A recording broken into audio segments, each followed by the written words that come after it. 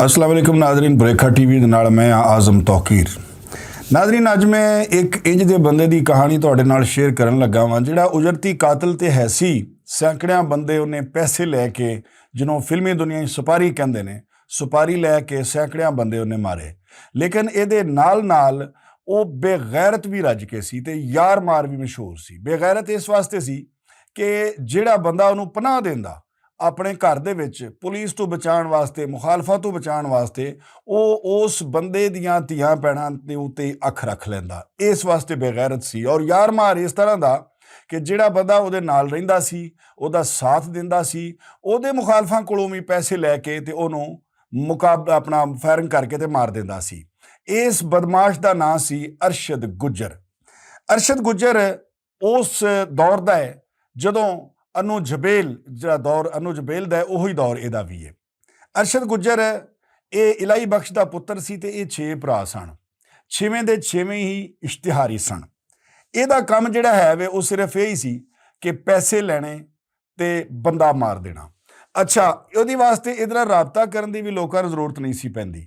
ਉਹ ਕਹਿੰਦੇ ਨੇ ਕਿ ਇਹਨੂੰ ਆਪ ਪਤਾ ਚੱਲਦਾ ਸੀ ਕਿ ਫਲਾਂ ਪਾਰਟੀ ਨੇ ਫਲਾਂ ਦਾ ਬੰਦਾ ਮਾਰ ਦਿੱਤਾ ਹੈ। ਜਿਨ੍ਹਾਂ ਦਾ ਬੰਦਾ ਮਰਿਆ ਹੁੰਦਾ ਸੀ ਇਹ ਉਹਦੇ ਕੋਲ ਆਪ ਪਹੁੰਚ ਜਾਂਦਾ ਸੀ ਜਾਂ ਰਾਬਤਾ ਕਰ ਲੈਂਦਾ ਸੀ ਕਿ ਜੇ ਤੁਸੀਂ ਆਪਣਾ ਮੁਖਾਲਫ ਮਰਵਾਉਣਾ ਹੈ ਤੇ ਮੈਨੂੰ ਪੈਸੇ ਦਿਓ, ਮੈਂ ਤੁਹਾਡਾ ਮੁਖਾਲਫ ਮਾਰ ਦੇਣਾ ਵਾ। ਅੱਛਾ, ਉਹਨਾਂ ਦਾ ਬੰਦਾ ਪੈਸੇ ਲੈ ਕੇ ਦੂਜਿਆਂ ਦਾ ਬੰਦਾ ਮਾਰ ਦਿੰਦਾ। ਫਿਰ ਉਹਨਾਂ ਨਾਲ ਰਾਬਤਾ ਕਰਦਾ ਕਿ ਤੁਹਾਡਾ ਬੰਦਾ ਤੁਹਾਡੇ ਫਲਾਣੇ ਮੁਖਾਲਫ ਨੇ ਮਾਰਿਆ ਹੈ ਔਰ ਮਰਵਾਇਆ ਵੇ ਔਰ ਮੈਂ ਮਾਰਿਆ ਉਹਨੂੰ। ਜੇ ਤੁਸੀਂ ਆਪਣਾ ਮੁਖਾਲਫ ਮਰਵਾਉਣਾ ਚਾਹੁੰਦੇ ਹੋ ਤੇ ਮੈਨੂੰ ਪੈਸੇ ਦਿਓ ਤੇ ਮੈਂ ਤੁਹਾਡਾ ਮੁਖਾਲਫ ਜਿਹੜਾ ਹੈ ਉਹਨੂੰ ਕਤਲ ਕਰ ਦੇਣਾ ਵਾ। ਇਸ ਤਰ੍ਹਾਂ ਦਾ ਕਿਰਦਾਰ ਅਰਸ਼ਦ ਗੁੱਜਰ ਇਹ ਕਿੰਨੀ ਵਾਰੀ ਪੁਲਿਸ ਤੋਂ ਭੱਜਿਆ, ਕਿੰਨੀ ਵਾਰੀ ਜੇਲ੍ਹ 'ਚੋਂ ਭੱਜਿਆ ਔਰ ਕਿੰਨੇ ਨੇ ਪੁਲਿਸ ਮੁਕਾਬਲੇ ਕੀਤੇ, ਇਹ ਅੱਜ ਦੇ ਵਲਾਗ ਵਿੱਚ ਤੁਹਾਨੂੰ ਮੈਂ ਦੱਸਾਂਗਾ। ਅਰਸ਼ਦ ਗੁੱਜਰ ਨਾਲ ਇੱਕ ਪੁਲਿਸ ਮੁਕਾਬਲਾ ਹੁੰਦਾ ਹੈ ਫੈਸਲਾਬਾਦ ਦੇ ਵਿੱਚ। ਇੱਕ SP ਸੀ ਗੁੱਜਰ ਔਰ ਉਦੋਂ ਉਹ ਜਿਹੜੇ ਅਫਸਰ ਨੇ ਉਹ ਪੀ ਕੈਪ ਪਾਉਂਦੇ ਹੁੰਦੇ ਸਨ। ਨਵਾਂ ਉਹ ਭਰਤੀ ਹੋਇਆ ਸੀ ਔਰ SP ਸੀ ਡਾਇਰੈਕਟ। ਅੱਛਾ, ਉਹਦੇ ਨਾਲ ਜਦੋਂ ਮੁਕਾਬਲਾ ਹੋਇਆ ਤੇ ਇਹਨੇ ਉਹਦੀ ਟੋਪੀ ਦੇ ਵਿੱਚ ਇੱਕ ਗੋਲੀ ਮਾਰੀ। ਪੀ ਕੈਪ ਦੇ ਵਿੱਚ ਜਦੋਂ ਇਹਨੇ ਗੋਲੀ ਮਾਰੀ ਤੇ ਨਾਲ ਆਵਾਜ਼ ਦੇ ਕੇ ਕਿਹਾ ਕਿ ਇਹ ਗੋਲੀ 2 ਇੰਚ ਥੱਲੇ ਵੀ ਲੱਗ ਸਕਦੀ ਸੀ, ਤੈਨੂੰ ਮੈਂ ਛੱਡ ਇਸ ਵਾਸਤੇ ਦਿੱਤਾ ਹੈ ਕਿ ਤੂੰ ਗੁੱਜਰ ਹੈ। ਅੱਛਾ, ਪੁਲਿਸ ਮੁਕਾਬਲਾ ਜਾਰੀ ਸੀ, ਇਹ ਜ਼ਖਮੀ ਹੋ ਗਿਆ। ਇੱਕ ਹੋਰ DSP ਸੀ ਉਸ ਮੁਕਾਬਲੇ ਸ਼ਾਮਿਲ, ਉਹ ਵੀ ਗੁੱਜਰ ਸੀ। ਉਹਨੇ ਇਹਨੂੰ ਸ਼ੋਰਟੀ ਦਿੱਤੀ ਕਿ ਜੇ ਤੂੰ ਗ੍ਰਿਫਤਾਰੀ ਦੇ ਦੇਵੇਂ ਤੇ ਤੈਨੂੰ ਮਾਰਿਆ ਨਹੀਂ ਜਾਏਗਾ, ਤੈਨੂੰ ਅਦਾਲਤ ਪੇਸ਼ ਕਰਾਂਗੇ, ਅਦਾਲਤ ਜਿਹੜੀ ਤੈਨੂੰ ਸਜ਼ਾ ਦੇਵੇ ਤੇ ਆਪਣੇ ਆਪ ਨੂੰ ਜਿਹੜਾ ਹੈ ਵੀ ਉਹ ਕਾਨੂੰਨ ਦੇ ਹਵਾਲੇ ਕਰ ਦੇ। ਇਹਨੇ ਉਹਦੇ ਕੋਲੋਂ ਬਕਾਇਦਾ ਹਲਫ ਲੈ ਕੇ ਕਿ ਤੁਸੀਂ ਮੈਨੂੰ ਮਾਰੋਗੇ ਨਹੀਂ, ਗ੍ਰਿਫਤਾਰੀ ਦੇ ਦਿੱਤੀ। ਫਿਰ ਕੀ ਹੋਇਆ, ਉਹਨਾਂ ਦਿਨਾਂ ਦੇ ਵਿੱਚ 2 ਹੋਰ ਭਰਾ ਜਿਹੜੇ ਨੇ ਅੱਛੂ ਤੇ ਸ਼ੀਦੀ, ਉਹ ਬੜੇ ਮਸ਼ਹੂਰ ਸਨ ਔਰ ਉਹ ਏਡੇ ਤਗੜੇ ਸਨ ਕਿ ਉਹਨਾਂ ਦੇ ਉੱਤੇ ਫਿਲਮਾਂ ਵੀ ਬਣੀਆਂ ਨੇ। ਅੱਛੂ ਤੇ ਸ਼ੀਦੀ ਉੱਤੇ ਬੜੇ ਵੱਡੇ ਕਿਰਦਾਰ ਸਨ। ਉਹਨਾਂ ਦਾ ਮੁਖਾਲਫਾਂ ਨੇ ਪਿਓ ਮਾਰਿਆ ਹੋਇਆ ਸੀ। ਪੁਲਿਸ ਜਿਹੜੀ ਹੈ ਵੇ ਉਹ ਅਰਸ਼ਦ ਗੁੱਜਰ ਨੂੰ ਲੈ ਕੇ ਕਚਹਿਰੀ ਜਾ ਰਹੀ ਹੈ ਔਰ ਨੂਰਪੁਰ ਨਹਿਰ ਆਉਂਦੀ ਹੈ, ਉਹਦੇ ਉੱਤੇ ਆ ਕੇ ਅੱਛੂ ਤੇ ਸ਼ੀਦੀ ਜਿਹੜੇ ਨੇ ਉਹ ਪੁਲਿਸ ਤੇ ਹਮਲਾ ਕਰਕੇ ਇਹਨੂੰ ਛੁਡਵਾ ਲੈਂਦੇ ਨੇ। ਉਹ ਇਹਨੂੰ ਕਹਿੰਦੇ ਨੇ ਕਿ ਚਾਚਾ ਤੈਨੂੰ ਛੁਡਵਾਇਆ ਪੁਲਿਸ ਤੋਂ ਇਸ ਵਾਸਤੇ ਵੇ ਕਿ ਸਾਡੇ ਫਲਾਣੇ ਮੁਖਾਲਫਾਂ ਨੇ ਸਾਡਾ ਪਿਓ ਮਾਰਿਆ ਹੈ ਤੇ ਉਹਦਾ ਬਦਲਾ ਲੈਣਾ ਹੈ, ਇਸ ਕਰਕੇ ਤੈਨੂੰ ਅਸੀਂ ਨਸਾਇਆ। ਖੈਰ, ਇਹ ਉੱਥੋਂ ਨਸ ਜਾਂਦੇ ਨੇ। ਨਸਣ ਤੋਂ ਬਾਅਦ ਇਹ ਹਸਬੇ ਰਿਵਾਇਤ ਉਹ ਜਿਹੜਾ ਜ਼ਖਮ ਹੋਏ ਸਨ ਉਹ ਠੀਕ ਹੋ ਜਾਂਦੇ ਨੇ। ਉਸ ਤੋਂ ਬਾਅਦ ਫਿਰ ਆਪਣੇ ਕੰਮ ਵਿੱਚ ਜੁੱਟ ਗਿਆ, ਯਾਨੀ ਪੈਸੇ ਲੈ ਕੇ ਬੰਦੇ ਮਾਰਨੇ ਸ਼ੁਰੂ ਕਰਤੇ। ਇਸ ਦੌਰਾਨ ਇਹਦੀ ਅੱਛੂ ਤੇ ਸ਼ੀਦੀ ਨਾਲ ਵੀ ਅਣਬਣ ਹੋ ਜਾਂਦੀ ਹੈ ਤੇ ਉਹਨਾਂ ਤੋਂ ਇਹ ਅਲੱਗਾ ਹੋ ਜਾਂਦਾ, ਯਾਨੀ ਉਹਨਾਂ ਨਾਲ ਤਾਲੁਕ ਖਤਮ ਕਰ ਲੈਂਦਾ। ਫਿਰ ਕੀ ਹੋਇਆ ਕਿ ਇਹਦਾ ਇੱਕ ਰਿਸ਼ਤੇਦਾਰ ਸੀ ਰਿਆਜ਼ ਗੁੱਜਰ। ਰਿਆਜ਼ ਗੁੱਜਰ ਨੇ ਇਹਨੂੰ ਕਿਹਾ ਕਿ ਬਾਲਾ ਬੈਂਤਾਂ ਵਾਲਾ ਉਹਨੂੰ ਕਤਲ ਕਰਨਾ ਹੈ। ਖੈਰ, ਇਸ ਰਿਆਜ਼ ਗੁੱਜਰ ਦੇ ਕਹਿਣ ਦੇ ਉੱਤੇ, ਬਾਲਾ ਬੈਂਤਾਂ ਵਾਲਾ ਵੀ ਕੋਈ ਆਮ ਆਦਮੀ ਨਹੀਂ ਸੀ, ਬੜਾ ਤਗੜਾ ਬੰਦਾ ਸੀ। ਇਹਨੇ ਰਿਆਜ਼ ਗੁੱਜਰ ਦੇ ਕਹਿਣ ਦੇ ਉੱਤੇ ਬਾਲਾ ਬੈਂਤਾਂ ਵਾਲਾ ਨੂੰ ਕਤਲ ਕਰ ਦਿੱਤਾ। ਫਿਰ ਕੀ ਹੋਇਆ, ਇਹਨੇ ਪੈਸੇ ਫੜ ਲਏ ਮਸ਼ਹੂਰ ਸ਼ਖਸੀਅਤ ਗੋਗੀ ਬੱਟ ਉਹਨੂੰ ਮਾਰਨ ਦੇ। ਇਹਨੇ ਮੁਸ਼ਤਾਕੀ ਗੁੱਜਰ ਇੱਕ ਹੋਰ ਇਸ਼ਤਿਹਾਰੀ ਸੀ, ਉਹ ਇਹਦੇ ਨਾਲ ਸੀ। ਇਹਨਾਂ ਦੋਵਾਂ ਨੇ ਰਲ ਕੇ ਤੇ ਥੜਾ ਦੇ ਦਿੱਤਾ। ਉਹ ਕਿਸੇ ਕੁੱਲਾਂ ਤੇ ਜਾ ਰਿਹਾ ਸੀ, ਕਿਸੇ ਬੰਦੇ ਮਰਨ ਵਾਲੇ ਦੀਆਂ ਤੇ ਕੁੱਲਾਂ ਤੇ ਜਾ ਰਿਹਾ ਸੀ। ਗੋਗੀ ਬੱਟ ਇਹਨੇ ਥੜਾ ਦੇ ਦਿੱਤਾ ਕਿ ਇੱਥੋਂ ਨੇ ਲੰਘਣਾ ਤੇ ਅਸਾਂ ਉਹਨੂੰ ਮਾਰ ਦੇਣਾ। ਅੱਛਾ, ਕੁਦਰਤ ਰੱਬ ਦੀ, ਜਿਹਨੂੰ ਰੱਬ ਨੇ ਬਚਾਉਣਾ ਹੋਵੇ 100 ਵਸੀਲੇ ਹੁੰਦੇ ਨੇ, ਉਹਨੂੰ ਪਤਾ ਚੱਲ ਜਾਂਦਾ ਇਸ ਗੱਲ ਦਾ ਕਿ ਅਰਸ਼ਦ ਗੁੱਜਰ ਜਿਹੜਾ ਹੈ ਉਹ ਮੈਨੂੰ ਥੜੇ ਬੈਠਾ ਹੈ ਵੇ। ਉਹਨੇ ਖੈਰ ਆਪਣਾ ਪਲਾਨ ਚੇਂਜ ਕਰ ਲਿਆ, ਜਿਹੜੇ ਰਸਤੇ ਉਹਨੇ ਜਾਣਾ ਸੀ ਉਹਨੇ ਉਹ ਰਸਤਾ ਬਦਲ ਲਿਆ। ਇਸ ਤਰ੍ਹਾਂ ਕਰਕੇ ਗੋਗੀ ਬੱਟ ਜਿਹੜਾ ਹੈਗਾ ਉਹ ਅਰਸ਼ਦ ਗੁੱਜਰ ਤੋਂ ਬਚ ਗਿਆ। ਫਿਰ ਇਹਨੇ ਕੀ ਕੀਤਾ, ਫਿਰ ਇਹਨੇ ਕੀਤਾ ਕਿ ਨਾਲ ਜਿਹੜਾ ਇਹਦਾ ਸਾਥੀ ਹੁੰਦਾ ਸੀ ਮੁਸ਼ਤਾਕੀ ਗੁੱਜਰ, ਯਾਨੀ ਇਹ ਐਡਾ ਯਾਰ ਮਾਰ ਸੀ ਕਿ ਮੁਸ਼ਤਾਕੀ ਗੁੱਜਰ ਇਹਦੇ ਨਾਲ ਹੁੰਦਾ ਸੀ, ਇਹਦਾ ਸਾਥੀ ਸੀ, ਉਹ ਵੀ ਇਸ਼ਤਿਹਾਰੀ ਸੀ, ਬਰਾਦਰੀ ਦਾ ਬੰਦਾ ਵੀ ਸੀ। ਇਹਨੇ ਕੀ ਕੀਤਾ ਕਿ ਉਹਦੇ ਮੁਖਾਲਫਾਂ ਨੇ ਕਿਧਰੇ ਇਹਨੂੰ ਅਪਰੋਚ ਕੀਤਾ ਜਾਂ ਇਹਨੇ ਉਹਦੇ ਮੁਖਾਲਫਾਂ ਨਾਲ ਰਾਬਤਾ ਕਰ ਲਿਆ ਕਿ ਜੇ ਮੁਸ਼ਤਾਕੀ ਨੂੰ ਮਰਵਾਉਣਾ ਚਾਹੁੰਦੇ ਹੋ ਤਾਂ ਦਿਓ ਪੈਸੇ, ਮੈਂ ਵੀ ਮਾਰ ਦੇਣਾ ਵਾ, ਮੇਰਾ ਤੇ ਦੀਨ ਈਮਾਨ ਧਰਮ ਸਭ ਕੁਝ ਪੈਸਾ ਹੈ। ਇਹਨੇ ਜਨਾਬ ਉਹਦੇ ਮੁਖਾਲਫਾਂ ਕੋਲੋਂ ਪੈਸੇ ਲੈ ਕੇ ਤੇ ਆਪਣੇ ਸਾਥੀ ਮੁਸ਼ਤਾਕੀ ਗੁੱਜਰ ਨੂੰ ਵੀ ਮੌਤ ਦੇ ਘਾਟ ਉਤਾਰ ਦਿੱਤਾ। ਪੁਲਿਸ ਨੇ ਇਹਨੂੰ ਕੋਈ 3 ਵਾਰੀ ਤਕਰੀਬਨ ਗ੍ਰਿਫਤਾਰ ਕੀਤਾ ਹੈ। ਪਹਿਲੀ ਵਾਰੀ ਜਦੋਂ ਇਹ ਫੜਿਆ ਗਿਆ ਤੇ ਜੇਲੇ ਚਲਾ ਗਿਆ ਔਰ ਇਹਨੂੰ ਸਜ਼ਾ ਹੋ ਗਈ 36 ਸਾਲ ਕੈਦ।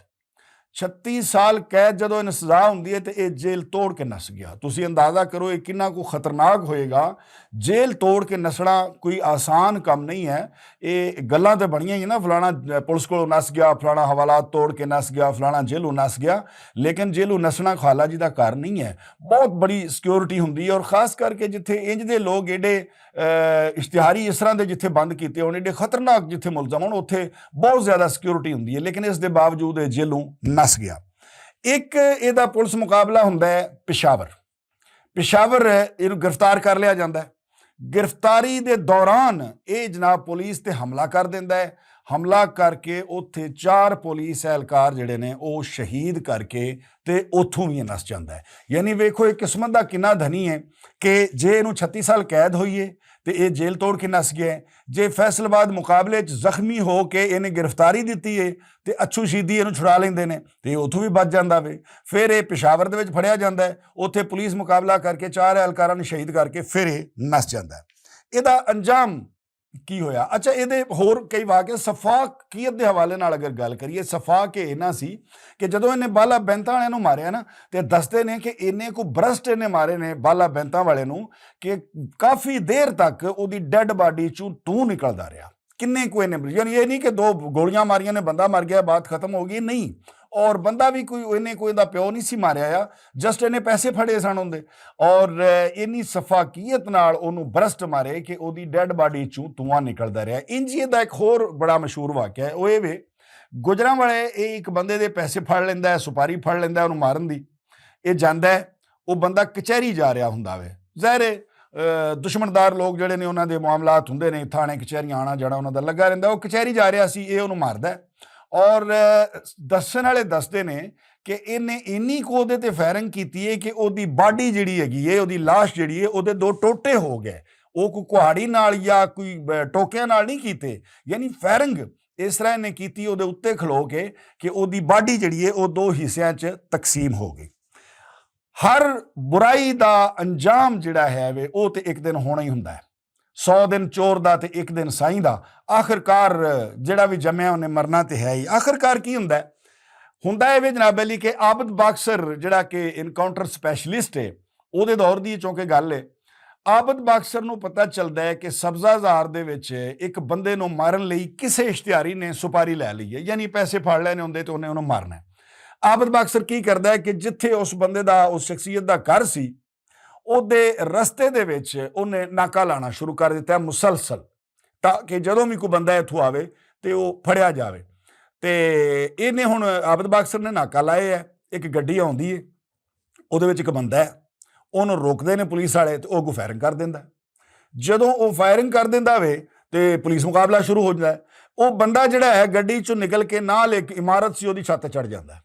ਉਹਦੀ ਛੱਤ ਦੇ ਉੱਤੇ ਚੜ੍ਹ ਕੇ ਤੇ ਪੁਲਿਸ ਦੇ ਉੱਤੋਂ ਫਾਇਰਿੰਗ ਕਰਦਾ ਵੇ। ਪੁਲਿਸ ਜਿਹੜੀ ਹੈ ਉਹਨਾਂ ਘੇਰਾ ਪਾ ਲਿਆ। ਲੈ ਪੁਲਿਸ ਨੂੰ ਪਤਾ ਤੇ ਚੱਲ ਗਿਆ ਸੀ ਇਹ ਕੋਈ ਆਮ ਬੰਦਾ ਨਹੀਂ, ਕੋਈ ਤਗੜਾ ਇਸ਼ਤਿਹਾਰੀ ਹੈ ਜਾਂ ਕੋਈ ਤਗੜਾ ਮੁਲਜ਼ਮ ਹੈ ਜਿਹੜਾ ਮੁਸਲਸਲ ਪੁਲਿਸ ਮੁਕਾਬਲਾ ਕਰ ਰਿਹਾ ਹੈ। ਅੱਛਾ, ਆਬਦ ਬਾਕਸਰ ਕਹਿੰਦਾ ਹੈ ਕਿ ਅਸੀਂ 2-3 ਵਾਰੀ ਉਹਨੂੰ ਇਹ ਮੌਕਾ ਦਿੱਤਾ ਹੈ ਕਿ ਤੂੰ ਗ੍ਰਿਫਤਾਰੀ ਦੇ ਦੇ, ਅਸੀਂ ਤੈਨੂੰ ਮਾਰਦੇ ਨਹੀਂ, ਤੂੰ ਕੋਈ ਵੀ ਹੈ ਐਵੇਂ, ਤੂੰ ਗ੍ਰਿਫਤਾਰੀ ਦੇ ਦੇ। ਲੇਕਿਨ ਉਹਨੇ ਗ੍ਰਿਫਤਾਰੀ ਦੇਣ ਦੀ ਬਜਾਏ ਉਹਨੇ ਫਾਇਰਿੰਗ ਜਾਰੀ ਰੱਖੀ। ਅਖੀਰ ਕਾਫੀ ਦੇਰ ਜਦੋਂ ਮੁਕਾਬਲਾ ਹੁੰਦਾ ਰਿਹਾ, ਉਸ ਤੋਂ ਬਾਅਦ ਜਦੋਂ ਫਾਇਰਿੰਗ ਦਾ ਸਿਲਸਿਲਾ ਮੁਲਜ਼ਮ ਵਾਲੇ ਪਾਸੋਂ ਰੁਕ ਜਾਂਦਾ ਹੈ ਤੇ ਪੁਲਿਸ ਜਾ ਕੇ ਵੇਖਦੀ ਹੈ ਤੇ ਇਹ ਜ਼ਖਮੀ ਹਾਲਤ 'ਚ ਪਿਆ ਸੀ। ਖੈਰ ਪੁਲਿਸ ਇਹਨੂੰ ਡਾਲੇ 'ਚ ਪਾਉਂਦੀ ਕਿ ਇਹਨੂੰ ਹਸਪਤਾਲ ਪਹੁੰਚਾਓ, ਲੇਕਿਨ ਰਸਤੇ ਜਾਂਦਿਆਂ ਹੋਇਆਂ ਇਹ ਵਸਲੇ ਜਹੰਨਮ ਹੋ ਜਾਂਦਾ ਵੇ। ਅੱਛਾ, ਆਬਦ ਬਾਕਸਰ ਦੱਸਦਾ ਹੈ ਕਿ ਇਹਦੇ ਬਾਰੇ ਮੈਂ ਕਹਾਣੀਆਂ ਤੇ ਸੁਣੀਆਂ ਹੀ ਸਨ, ਮਾਲੂਮਾਤ ਤੇ ਮੈਂ ਇਕੱਠੀ ਕਰ ਰਿਹਾ ਸਾਂ, ਲੇਕਿਨ ਕੁਦਰਤੀ ਉਸ ਦਿਨ ਪੁਲਿਸ ਮੁਕਾਬਲਾ ਹੋਇਆ ਔਰ ਇਹ ਮਾਰਿਆ ਗਿਆ। ਉਹ ਦੱਸਦਾ ਹੈ ਕਿ ਇਹਨੇ ਇੱਕ ਤਾਵੀਜ਼ ਸੀਨੇ ਉੱਤੇ ਬੰਨਿਆ ਹੁੰਦਾ ਸੀ ਔਰ ਜਿਹਨੇ ਇਹਨੂੰ ਤਾਵੀਜ਼ ਦਿੱਤਾ ਸੀ ਉਹਨੇ ਇਹਨੂੰ ਕਿਹਾ ਸੀ ਕਿ ਪੂਰੀ ਜ਼ਿੰਦਗੀ ਤੇਰੇ ਨਾਲ ਜਿੰਨੇ ਮਰਜ਼ੀ ਮੁਕਾਬਲੇ ਹੋ ਜਾਣ ਜਾਂ ਮੁਖਾਲਫਾਂ ਨਾਲ ਤੂੰ ਲੜਦਾ ਰਹੇ, ਕਦੀ ਵੀ ਤੇਰੇ ਸੀਨੇ ਉੱਤੇ ਗੋਲੀ ਨਹੀਂ ਲੱਗੇਗੀ। ਤੇ ਆਬਦ ਬਾਕਸਰ ਦੱਸਦਾ ਕਿ ਇੰਜ ਹੀ ਹੋਇਆ ਹੈ। ਇੰਨੀ ਫਾਇਰਿੰਗ ਹੋਈ ਹੈ, ਉਹਨੂੰ ਸਿਰਫ ਇੱਕ ਬਾਜ਼ੂ ਦੇ ਉੱਤੇ ਫਾਇਰ ਵੱਜਿਆ ਸੀ, ਦੂਜਾ ਫਾਇਰ ਉਹਦੀ ਗਰਦਨ 'ਚ ਲੱਗਿਆ ਸੀ ਔਰ ਬਲੀਡਿੰਗ ਹੋਣ ਦੀ ਵਜ੍ਹਾ ਤੋਂ ਉਹਦੀ ਮੌਤ ਜਿਹੜੀ ਹੋ ਗਈ। ਸੋ ਇੰਜ ਇਹ ਅਰਸ਼ਦ ਗੁੱਜਰ, ਇਹ ਬਦ ਕਿਰਦਾਰ ਆਦਮੀ, ਆਖਿਰਕਾਰ ਆਪਣੇ ਅੰਜਾਮ ਨੂੰ ਅਪੜ ਗਿਆ।